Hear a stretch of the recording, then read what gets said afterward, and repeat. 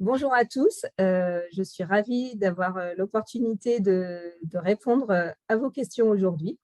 Je suis Cécile Decker, je travaille chez Epitech, qui est une école d'informatique, et je suis responsable des partenariats dans une équipe impact social, dont l'un des rôles est justement de promouvoir plus de diversité de genre au sein de l'école.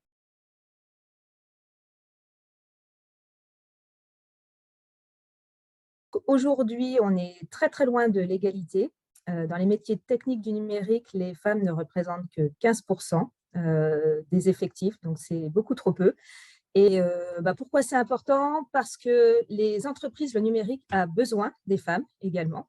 Et donc, pourquoi se priver de 50% des talents? Parce que la diversité en général et la diversité de genre en particulier, des études ont montré que c'était un facteur de performance. Parce que le numérique, ça infuse vraiment tous les pans de la société et de l'économie. Et donc, c'est vraiment important que les femmes, les jeunes filles s'en emparent. Et parce que ce sont des métiers qui offrent de belles opportunités, des carrières bien rémunérées.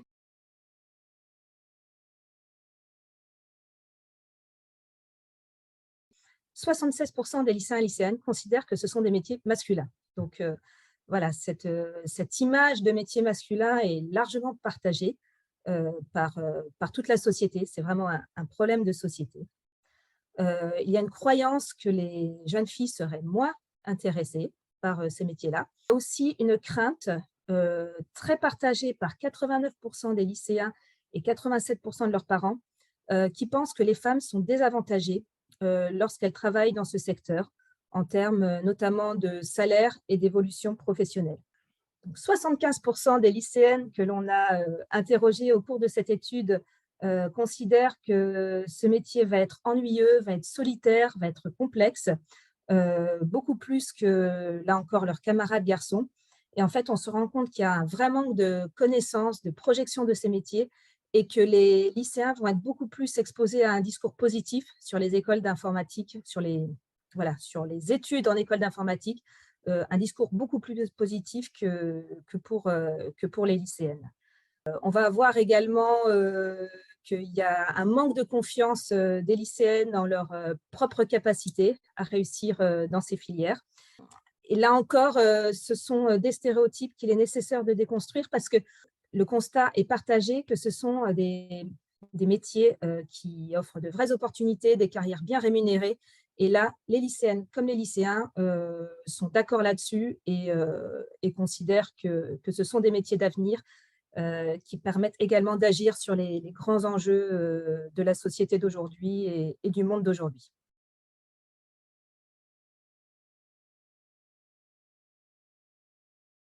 Le résultat est que beaucoup trop peu de jeunes filles s'orientent vers ces filières. Lorsque l'on a interrogé, là encore, les lycéennes, elles ne sont que 37% d'entre elles à l'envisager, contre 66% des lycéens.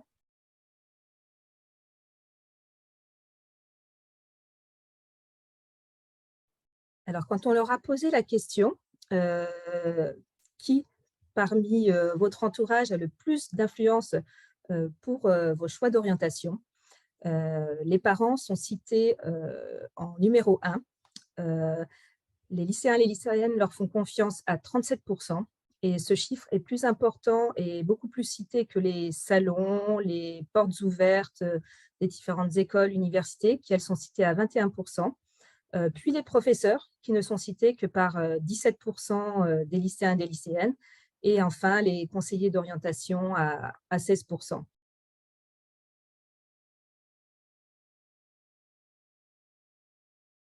Les jeunes filles se jugent beaucoup plus durement que les garçons à résultats équivalents. C'est-à-dire que quand on regarde les élèves, qu'ils soient garçons ou filles, qui ont au minimum 14 sur 20 dans les matières scientifiques, les filles se considèrent beaucoup moins capables que les garçons de réussir dans ces filières-là. Elles ne sont que 43% d'entre elles à considérer avoir le niveau pour poursuivre des études en informatique contre 78% des garçons. Et on se rend compte que leurs parents ont un avis très, très similaire, puisque 51% des parents de jeunes filles considèrent qu'elles ont le niveau contre 79% des parents de garçons.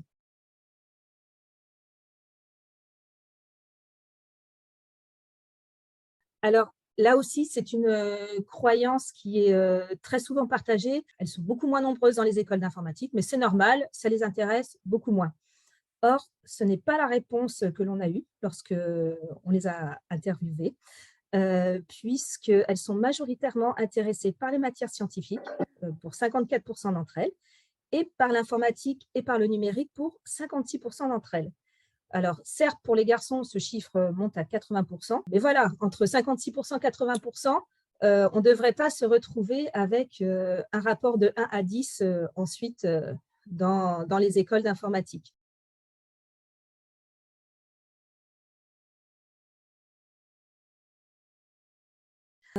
Elles ont vraiment besoin d'être soutenues, d'être aidées, puisque lorsqu'on leur a posé la question est-ce que l'on vous a conseillé cette filière, seuls 33% des filles se sont vues conseiller de s'orienter vers les métiers du numérique, contre 61% des garçons.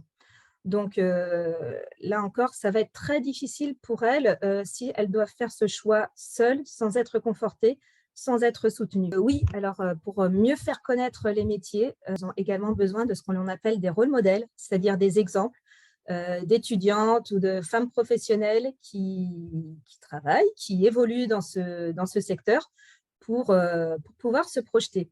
Ce qui est important aussi, on se rend compte qu'il faut que les rôles modèles soient accessibles parce qu'on peut voilà, leur parler de femmes scientifiques très célèbres comme Marie Curie, mais avoir voilà, quelqu'un qui a eu des prix Nobel comme modèle, ce n'est pas forcément facile pour elle de se dire bon, bah, Marie Curie l'a fait, je peux le faire aussi. Donc voilà, c'est très important de leur montrer des modèles beaucoup plus accessibles. Et là, un certain nombre d'acteurs associatifs permettent justement cette mise en relation, notamment du monde professionnel, que les entreprises puissent aussi s'impliquer dans cette découverte des métiers, aller à la rencontre des établissements scolaires, donc des lycéens, mais aussi des collégiens et même idéalement encore avant, parce qu'on se rend compte qu'au lycée, souvent, les grands choix d'orientation sont déjà faits.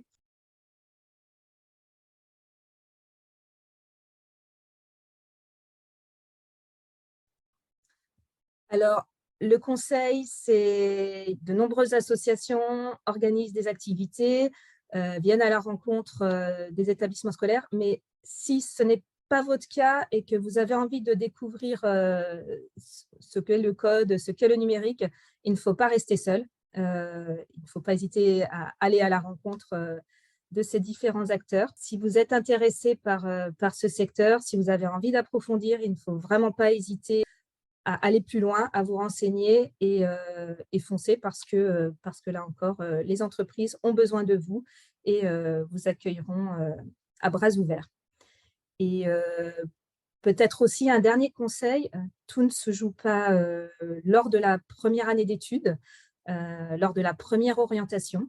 On se rend compte que le secteur du numérique est également très ouvert aux réorientations. Nous, on a également des étudiants qui ont d'abord eu d'autres parcours d'études avant de s'orienter vers le numérique. Donc là encore, c'est un domaine qu'il est tout à fait possible de rejoindre, même un tout petit peu plus tard, si, si ce n'est pas lors du lycée que vous avez eu l'occasion de découvrir le numérique et de vous y orienter.